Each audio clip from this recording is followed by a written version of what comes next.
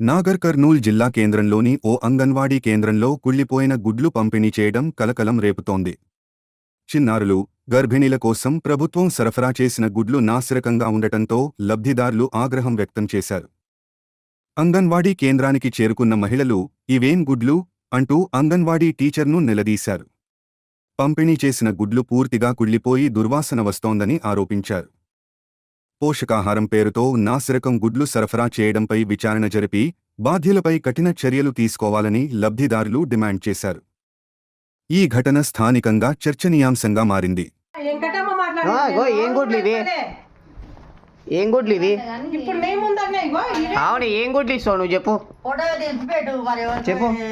ఇట్లాంటి పోయిన గుడ్లు ఇట్లాంటి పోయిన గుడ్లు ఇస్తే ఎవరు దీన్ని ఎవరు చావాలి చెప్పాక? ఇట్లాంటి పోయిన గుడ్లు ఇస్తే ఎవరు తీసి ఎవరు చావాలి చెప్పు. ఎవరు చావాలి ఇట్లాంటి గుడ్లు ఇస్తే? ఇట్లాంటి గుడ్లు ఇట్లాంటి గుడ్లు ఇస్తే ఎవరు దీన్ని ఎవరు చావాలి చెప్పు చెప్పు. ఇప్పుడు నేను అవన్నీ అడుగుతలే నాక మీరు ఇప్పుడు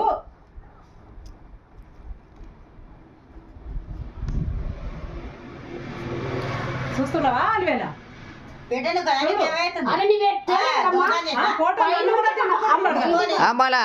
ఈ ఏరియా వాళ్ళు ఎవరంటే ఈ వ్యాన్ చూపించాలి కదా.